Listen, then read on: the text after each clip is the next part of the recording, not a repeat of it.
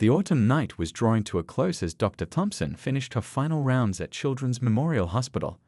After 16 grueling hours of back-to-back surgeries, she was looking forward to getting home, hugging her kids, and finally getting some rest. The clock had just struck 11 p.m. when she climbed into her midnight blue BMW, the same car she'd driven for the past 7 years. The streets were quiet, with only a few cars sharing the road. The gentle hum of her car's engine and the soft music from the radio were almost hypnotic. She'd made this drive hundreds of times before, and her mind wandered to her last patient of the day, a 6-year-old boy who'd made it through a complicated appendix surgery. His relieved smile when he woke up was the kind of moment that reminded her why she loved her job. The flash of red and blue lights in her rearview mirror snapped her back to reality. Puzzled, she checked her speedometer. She hadn't been speeding. Maybe a taillight was out. She did what any responsible citizen would do, turned on her hazard lights, slowly pulled over to the right, and came to a complete stop in a well-lit area. Her heart rate picked up slightly, not from fear, but from the natural tension anyone feels when being pulled over. She did everything by the book, turned off the engine, kept her hands visible on the steering wheel, and waited for the officer to approach. Through her side mirror, she watched as the police officer took his time getting out of his cruiser, his flashlight beam bouncing off her license plate. Officer Richards approached her window with heavy footsteps, his hand resting casually on his belt. Even before he reached her window, something felt off about his demeanor. Most officers she'd encountered in her 15 years of driving had been professional, even friendly. But there was something in his stance, in the way he held himself, that made her instinctively reach for her phone and place it face down on the passenger seat. "License and registration," he barked, not even bothering with the customary greeting. His flashlight beam hit her directly in the eyes, making her squint.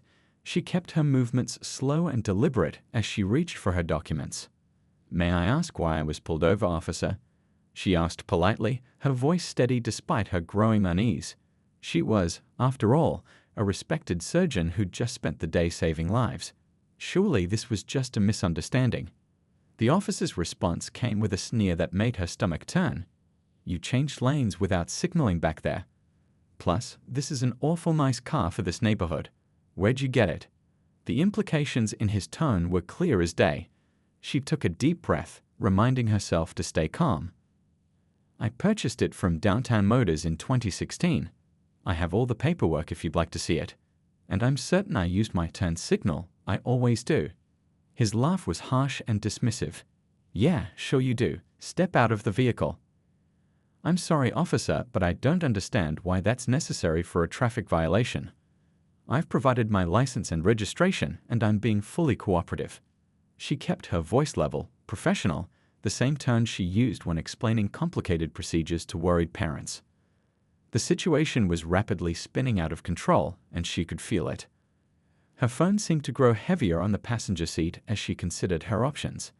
As a surgeon, she was trained to handle high-pressure situations, to think clearly when things got tough. But this was different. This wasn't about saving lives. This was about protecting her own. Little did Officer Richards know that his next actions would set in motion a chain of events that would shake the entire police department to its core. The routine traffic stop was about to become anything but routine, and his badge wouldn't protect him from what was coming. The tension in the air was thick enough to cut with a scalpel as Officer Richards placed his hand on his holster, a supple but clear intimidation tactic. Dr. Thompson's mind raced to her husband at home, probably reviewing case files in his home office, completely unaware of what was unfolding on this seemingly quiet suburban street. The next 3 minutes would change everything for Officer Richards, for Dr. Thompson, and for the entire police force. Sometimes the biggest storms start with the smallest breeze, and this particular storm was about to break wide open. The squad car's lights painted the street in alternating red and blue, casting eerie shadows across Dr. Thompson's face as she gripped the steering wheel. Her medical training had taught her to stay calm in crisis situations, but this was different. This wasn't a medical emergency. This was becoming something far more personal. "I said, step out of the vehicle," Officer Richards repeated, his voice taking on an edge that made the hair on the back of her neck stand up. She could feel her phone burning a hole in the passenger seat, knowing she should start recording, but also aware that reaching for it might escalate things further. "Officer," she began, her voice steady despite her racing heart, "I want to cooperate, but I don't understand why I need to exit my vehicle for a simple traffic violation. Could you please explain?" She kept her tone professional, the same way she would address a difficult hospital administrator. The response came fast and harsh. "You don't get to ask questions here. I give the orders, you follow them. That's how this works." His flashlight beam never wavered from her face, the bright light making it impossible to fully see his expression. Dr. Thompson's mind raced through her options. As a surgeon, she was used to making split-second decisions that could mean life or death. But here, in this moment, every choice seemed loaded with risk. Her husband's words from countless dinner conversations about proper police procedure echoed in her head. "Officer Richards," she said, reading his nameplate carefully, "I know my rights. Unless you have probable cause to believe I've committed a crime, I'm not legally required to exit my vehicle during a routine traffic stop. I've provided my license and registration, and I'm being fully cooperative." The change in his demeanor was instant and frightening. His face hardened, and his hand moved to rest more firmly on his holster. "Oh, so now you're a lawyer too. Driving a fancy car, wearing fancy clothes, thinking you're better than everyone else." She took a deep breath, fighting to keep her voice level. "No, sir. I'm a pediatric surgeon.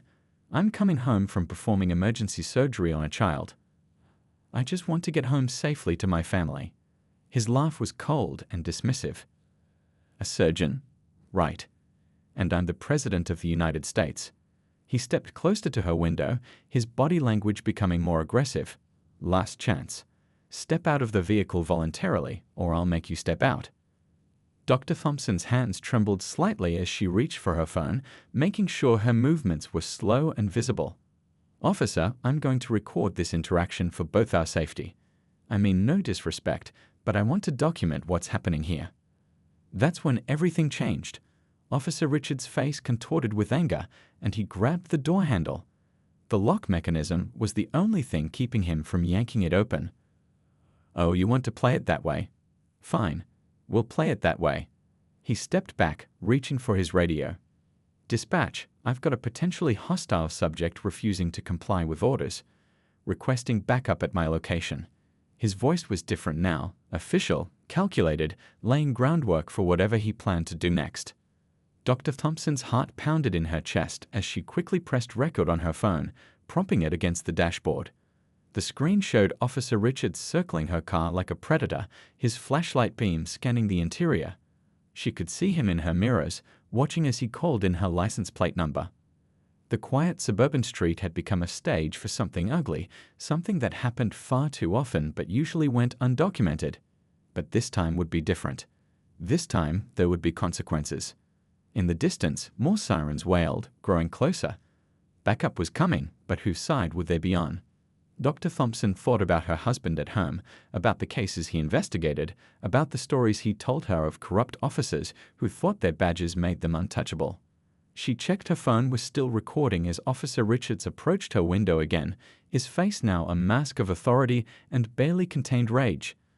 The next few moments would change everything, not just for her, not just for this officer, but for an entire system that too often looked the other way. The air itself seemed to crackle with tension as backup units pulled up, their lights adding to the surreal display. What happened in the next few minutes would spark an investigation that would expose years of hidden corruption and abuse of power. But right now, in this moment, Dr. Thompson was alone, armed only with her phone and her determination to stand up for what was right. Little did Officer Richards know that his next action would be the beginning of his downfall and the catalyst for change in an entire police department. Sometimes the biggest changes start with one person simply refusing to be bullied into submission. The backup units had arrived, their bright lights turning the quiet street into a carnival of red and blue shadows. Dr. Thompson's phone continued recording silently from its position on the dashboard, capturing everything that was about to unfold. Her years of handling high-pressure situations in the operating room had taught her to stay composed, but this was testing every ounce of her self-control. Officer Richards stood at her window, his face illuminated by multiple police lights, creating harsh shadows that made his expression even more intimidating. 2 more officers approached from their vehicles, but they hung back, watching the scene unfold with uncertain expressions. "Last time I'm going to tell you," Officer Richards growled, his patience clearly at its end. "Step out of the vehicle now." His hand was still resting on his holster, a subtle threat that wasn't lost on anyone present. Dr. Thompson took a deep breath, her voice remarkably steady as she responded. "Officer, I'm going to state this clearly for the record. I'm a licensed medical professional coming home from performing emergency surgery. I've provided my license and registration. I've been cooperative, but I will not exit my vehicle without probable cause. Everything about this stop is being recorded." The mention of recording seemed to snap something in Officer Richards. His face twisted with rage, and in a moment that would soon be watched by millions, he reached through the open window. The sound of the impact echoed through the quiet street as his hand struck Dr. Thompson's face. Time seemed to freeze. The other officers stepped forward, finally realizing this had gone too far. Dr. Thompson's head had snapped to the side from the force of the blow, but she remained dignified, her hands still visible on the steering wheel. A small trickle of blood appeared at the corner of her mouth where her lip had caught on her teeth. "Did everyone see that?" she asked calmly, her voice carrying clearly in the sudden silence. "Officer Richards just assaulted me, an unarmed citizen, during a routine traffic stop. My dash cam recorded it, my phone recorded it, and I believe your body cameras recorded it too." She turned to look directly at the backup officers who had stopped in their tracks. One of them, a younger officer, immediately reached up to make sure his body camera was indeed recording. The other stepped forward, finally finding his voice. Richards stepped back from the vehicle. But Officer Richards wasn't done. His face had gone from rage to something closer to panic as he realized what he'd just done. She was resisting. You all saw it. She refused to comply with a lawful order.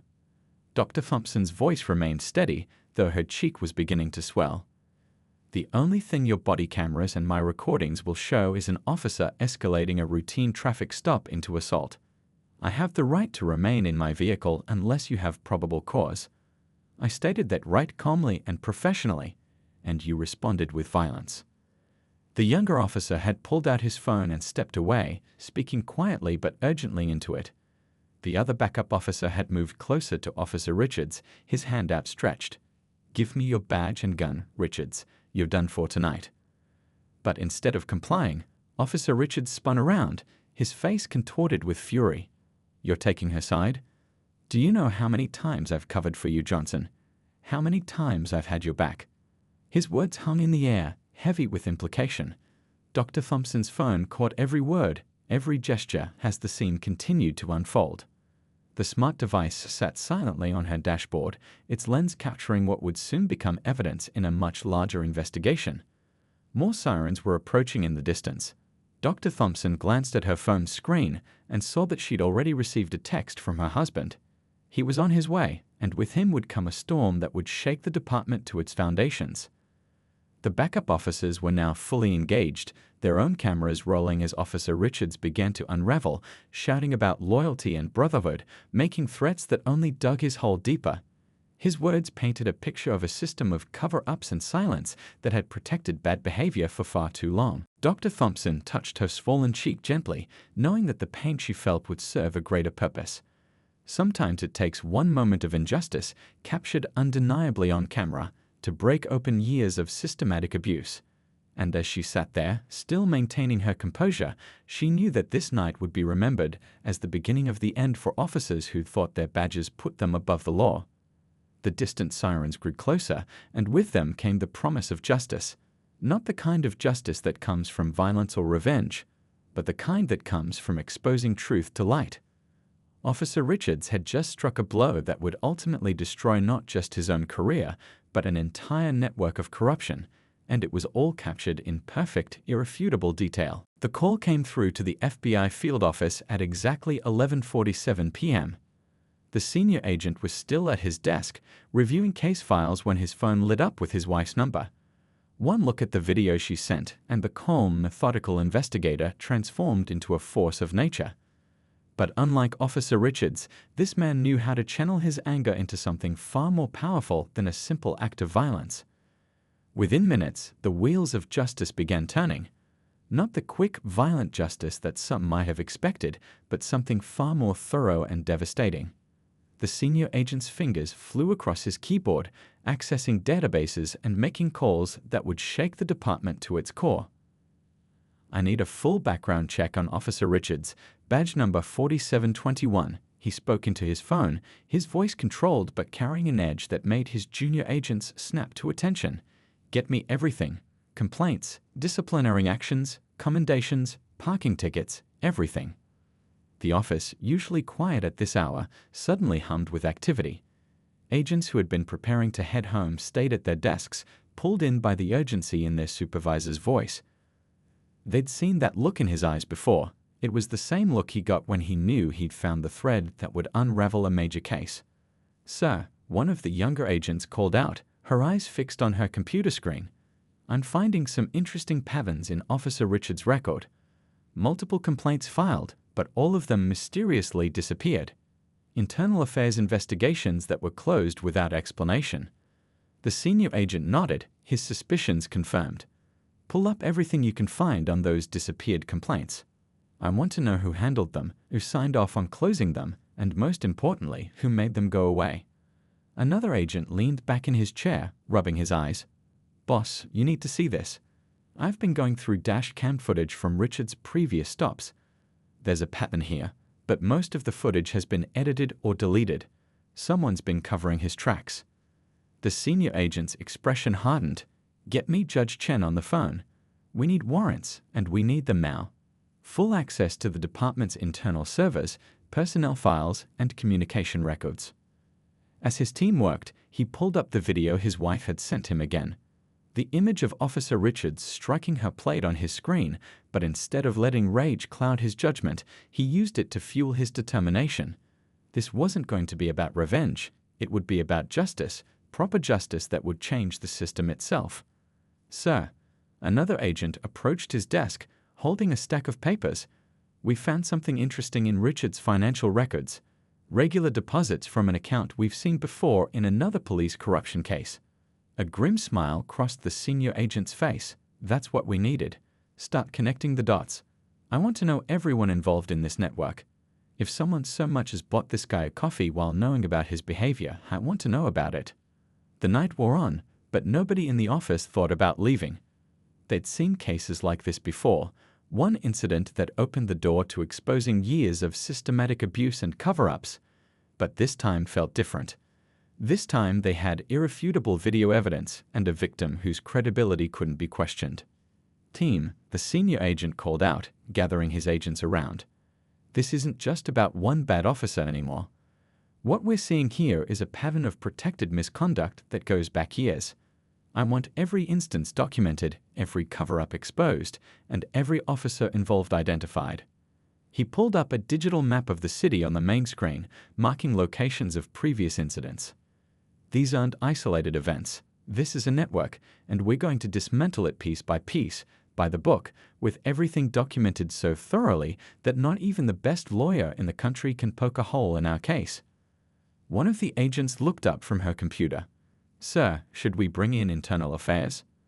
The senior agent shook his head. "Not yet. First, we need to figure out who in internal affairs has been helping bury these complaints. Remember, we're not just looking at the officers on the street. We're looking at everyone who helped create a system where they thought they could act with impunity." As midnight approached, the office was transformed into a command center. Evidence boards filled with photos and documents, computer screens displayed timelines and connection maps, and agents worked with focused intensity. This wasn't just another case, this was their chance to make real change. The senior agent stepped into his office briefly, making a call to his wife. "How's your cheek?" he asked softly, his professional demeanor cracking slightly. "I'm fine," she assured him. "Just make sure this never happens to anyone else." "Trust me," he replied, looking out at his team hard at work. "By the time we're done, this department will never be the same. We're going to do this right. No revenge, no shortcuts. Just pure, by-the-book justice that they can't ignore or cover up." As he hung up, he knew that Officer Richards had made the biggest mistake of his career, not just in striking a woman, but in choosing a victim whose husband had spent years building cases exactly like this one. The system that had protected bad officers for so long was about to face its greatest challenge, and it would never see it coming. Dawn was breaking over the city as the FBI investigation kicked into high gear. The senior agent hadn't slept, his tie loosened and sleeves rolled up as he stood before an evidence board that grew more complex by the hour. But exhaustion couldn't touch him, not when he was this close to breaking open something this big. "You're going to want to see this, boss," called one of his team members, waving him over to a computer screen. "We've been analyzing Officer Richards' bodycam footage from the past 6 months. Look at this pattern." The screen showed a series of traffic stops, each one following a similar pattern. Nice cars, professional drivers, escalating situations. But what caught the agent's eye was what wasn't there: gaps in the footage, missing minutes that shouldn't be missing. "Someone's been editing these videos," he said, leaning closer to the screen. "And doing a pretty amateur job of it. Get me the tech team in here. I want to know exactly when these edits were made and from which computer." Another agent approached with a stack of papers. "Sir, we've interviewed 3 of Richard's previous victims. They all tell the same story: harassment, threats, and then mysterious pressure to drop their complaints. But here's the interesting part. They all got visited by the same 2 detectives from Internal Affairs." The senior agent's eyes narrowed. Names: Detectives Anderson and Wright. And get this, they both drive cars way above their pay grade. A small smile crossed the agent's face. "Follow the money. Always follow the money. Get me their bank records, property holdings, everything. And find out who signed off on closing those complaints." The investigation was spreading like a web, catching more players with each passing hour. What had started as one officer's moment of brutality was unveiling a whole system of corruption, protection, and profit. In another corner of the office, a young agent was going through phone records. "Boss, Richards made calls to the same number within minutes of each incident. The number belongs to a retired captain who now works as a police consultant." The senior agent walked over, examining the call logs. "A consultant who helps make problems disappear, I bet. Add him to the board, and get me everything you can find on his consulting business: clients, payments, contracts." The evidence board was becoming a tapestry of corruption. Red strings connected photos, documents, and reports. Each string represented a connection, a pattern, a piece of the puzzle that had protected bad officers for years. "Sir," another agent called out, "the tech team just got back to us about those edited bodycam videos. They were all accessed from a computer in the department's IT office using the login credentials of someone who retired 2 years ago, but kept their access active," the senior agent finished. "Perfect. That's our proof of intentional tampering. Get me everything you can find on who's been using that login and who authorized keeping it active." By midday, the picture was becoming clear. Officer Richards wasn't just a bad cop who lost his temper. He was part of a system that identified vulnerable victims, harassed them, and then profited from making their complaints disappear. The consultants, the detectives, the IT staff, they all got their cut. The senior agent stood back, looking at the evidence board. "This is bigger than we thought, but that also makes it better." His team looked at him questioningly. "Because now we're not just taking down one officer, we're taking down the whole corrupt system that protected him." He turned to his team, his voice firm but encouraging. "I want depositions from every victim we can find. Full documentation of every edited video, every suspicious bank deposit, every improper complaint dismissal. We're going to build this case so solid that not even the best lawyer in the state can shake it." Just then, his phone buzzed. It was a text from his wife, the doctor whose assault had started all this. "How are you doing?" he texted back. "Better than ever," she replied. "Just finished another surgery. Saving lives while you save justice." He smiled at her message. This was why they worked so well together. They both believed in fixing broken systems, whether they were human bodies or human institutions. "Team," he called out, "let's take a break, get some food, clear your heads, because this afternoon we start preparing the warrants. By tonight, A lot of people who thought they were untouchable are going to learn otherwise. As his agents filed out for lunch, he stayed behind, studying the evidence board. Officer Richards had thought he was just slapping a doctor who dared to stand up to him. Instead, he'd struck the first domino in a chain that would bring down decades of corruption. The senior agent picked up his coffee cup, now cold and forgotten. You know, he said to no one in particular, sometimes the best revenge isn't revenge at all.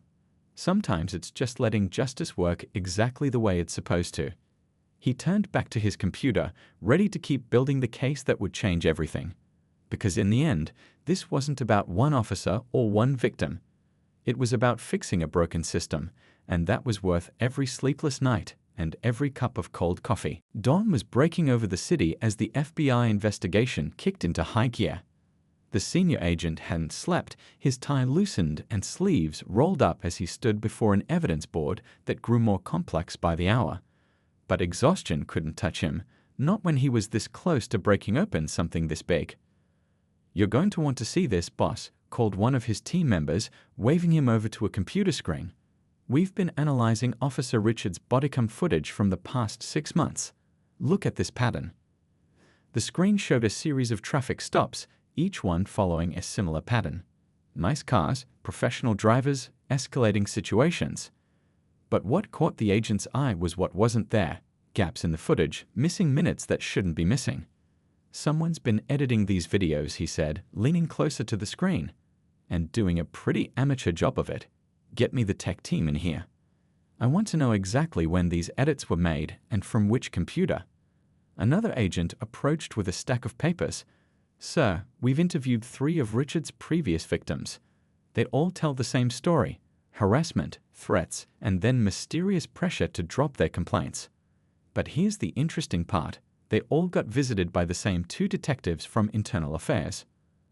The senior agent's eyes narrowed. Names: Detectives Anderson and Wright.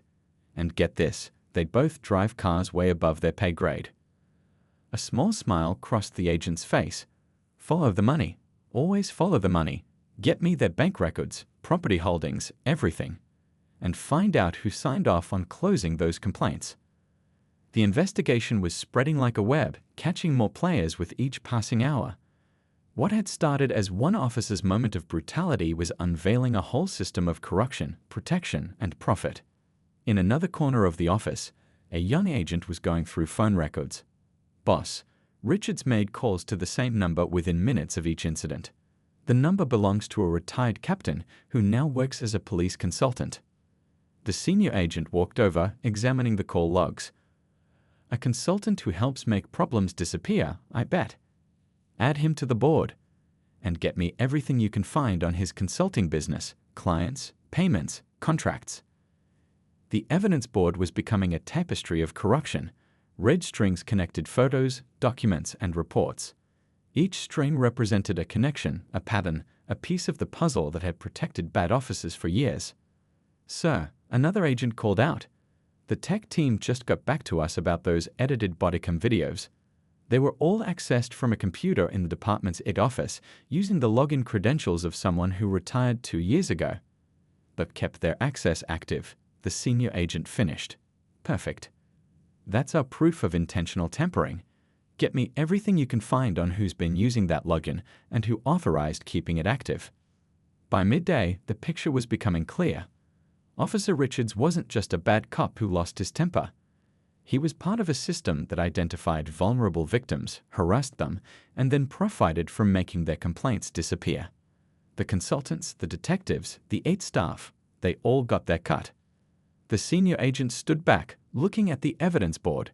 "This is bigger than we thought, but that also makes it better." His team looked at him questioningly. "Because now we're not just taking down one officer. We're taking down the whole corrupt system that protected him." He turned to his team, his voice firm but encouraging. "I want depositions from every victim we can find. Full documentation of every edited video, every suspicious bank deposit, every improper complaint dismissal. We're going to build this case so solid that not even the best lawyer in the state can shake it." Just then his phone buzzed. It was a text from his wife, the doctor whose assault had started all this. "How are you doing?" he texted back. Better than ever, she replied. Just finished another surgery, saving lives while you save justice. He smiled at her message. This was why they worked so well together. They'd both believed in fixing broken systems, whether they were human bodies or human institutions. Team, he called out, let's take a break, get some food, clear your heads. Because this afternoon, we start preparing the warrants. By tonight, a lot of people who thought they were untouchable are going to learn otherwise. As his agents filed out for lunch, he stayed behind, studying the evidence board. Officer Richards had thought he was just slapping a doctor who dared to stand up to him. Instead, he'd struck the first domino in a chain that would bring down decades of corruption. The senior agent picked up his coffee cup, now cold and forgotten. You know, he said to no one in particular, sometimes the best revenge isn't revenge at all. Sometimes it's just letting justice work exactly the way it's supposed to. He turned back to his computer, ready to keep building the case that would change everything. Because in the end, this wasn't about one officer or one victim. It was about fixing a broken system, and that was worth every sleepless night and every cup of cold coffee. The sun was setting on the third day of the investigation when everything changed. The FBI team had been working around the clock, piecing together evidence, when a young detective from the police department walked in. His hands were shaking as he placed a USB drive on the senior agent's desk. I can't be part of it anymore, the detective said, his voice barely above a whisper. What happened to that doctor? It wasn't the first time, and I've got proof of all of it. The senior agent motioned for his team to gather round as he plugged in the drive. What they found made even seasoned investigators catch their breath. Files, hundreds of them, documenting years of covered-up incidents. But it wasn't just the incidents themselves, it was the systematic way they were buried. Look at this, one agent said, pointing to her screen. They had a whole process. Step 1, intimidate the victim. Step 2, if they file a complaint, send in the cleanup crew. Step 3, if they persist, find something to charge them with. The senior agent leaned forward, his eyes scanning the documents. This goes way beyond Officer Richards. This is institutional. They turned corruption into a science. The young detective nodded. That's why I came forward. It's like a machine. Once you're in it, you either play along or you're out. And being out can mean more than just losing your job. Another agent was going through body camera footage stored on the drive. Boss, look at this. They had training sessions. Actual training sessions, teaching officers how to position their cameras to miss key moments, how to write reports to justify excessive force. The senior agent's phone buzzed. It was his wife, the doctor whose assault had started all this. You won't believe what just walked into my office, he texted her. Can't be more unbelievable than what walked into mine, she replied. I just had 3 more victims come forward, all with similar stories, all too scared to speak up until now. He smiled grimly. The wall of silence was cracking, and through those cracks, the truth was pouring out. Sir, called another agent, I'm finding connections to other departments. This isn't just local. They were sharing these techniques, teaching other cities how to implement the same system. The evidence board, already complex, now needed to expand to a second wall. Red strings connected photos and documents, showing a network that spread far beyond their city limits. It wasn't just about bad officers anymore, it was about a culture of corruption that had infected multiple departments.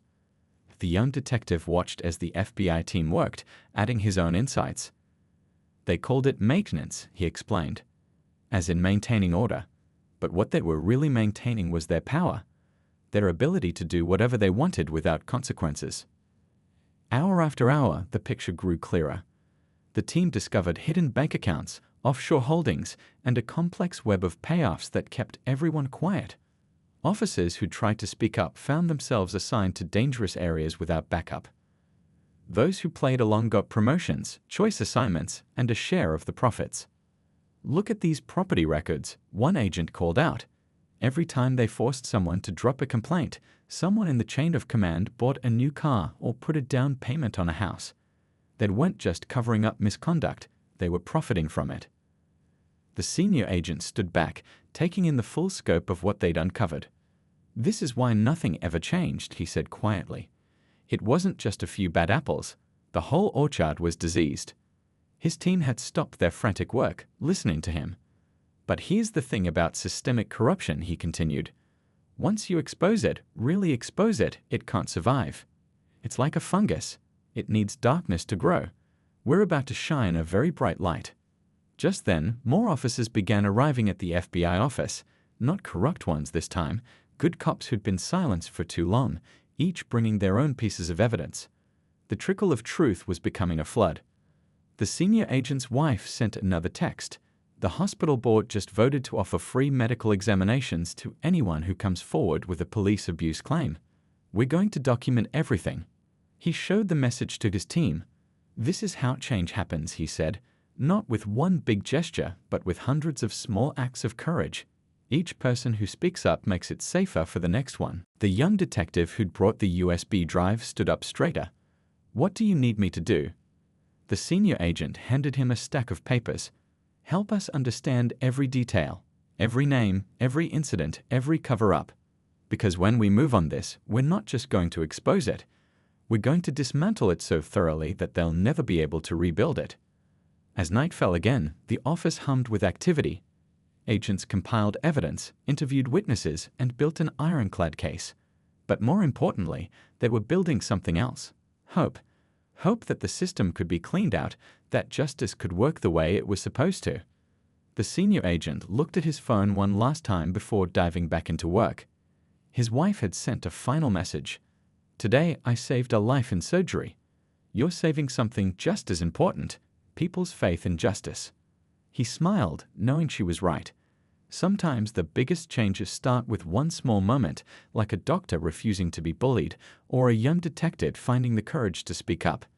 And now that the truth was coming out, there would be no stopping it. 1 month after the traffic stop that changed everything, the FBI senior agent stood in front of the federal courthouse.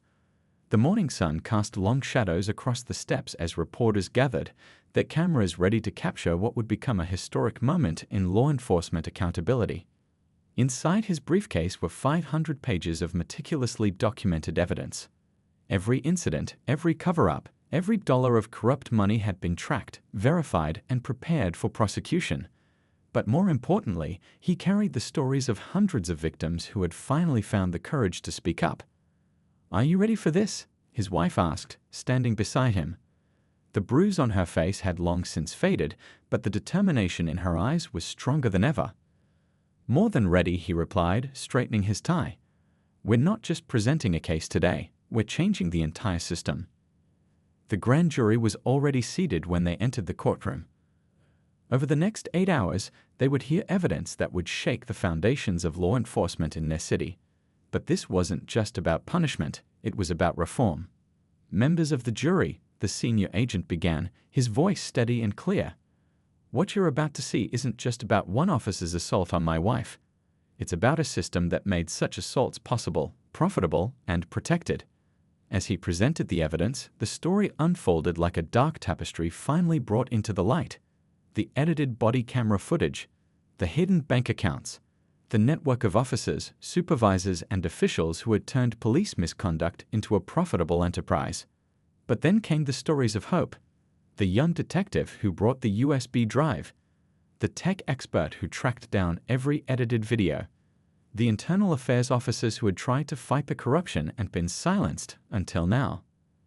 The corruption was deep, the senior agent continued, but the courage to fight it runs deeper. Over the past month, more than 50 officers have come forward with evidence. They're the real heroes of this story, the ones who chose to stand up and say enough. In the gallery, his wife sat with other victims who had found the strength to testify. Some had lost jobs because of false charges. Others had their lives turned upside down by fabricated evidence. But today, they were no longer victims. They were witnesses to change. The evidence was undeniable. By the end of the day, the grand jury had handed down 78 indictments. But more importantly, they had approved a comprehensive reform plan that would transform the department. Outside the courthouse, the senior agent faced the press. "Today isn't about revenge," he said, cameras flashing around him. "It's about responsibility. About making sure that a badge means protecting people, not power." The changes began immediately. New oversight committees were established with civilian representation. Body camera footage would be automatically uploaded to secure servers that couldn't be tampered with. A new citizen complaint system was implemented with direct FBI oversight. But the real change was happening in the hearts and minds of the officers themselves. The ones who had stayed silent out of fear now saw a path to doing what was right. The good cops, who had always been the majority, could finally work without the shadow of corruption hanging over them. 1 week after the indictments, the senior agent's wife was back in surgery, saving lives as she always had. But now she had a new mission too.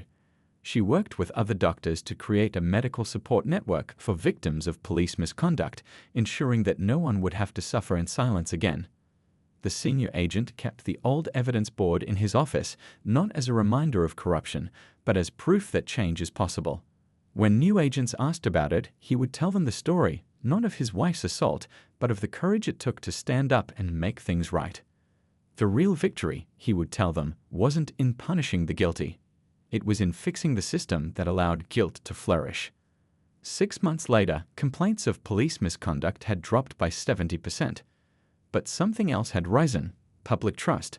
People began to see police officers as allies again, not threats. Officers reported feeling more pride in their work, knowing they were part of a department that stood for justice, not power.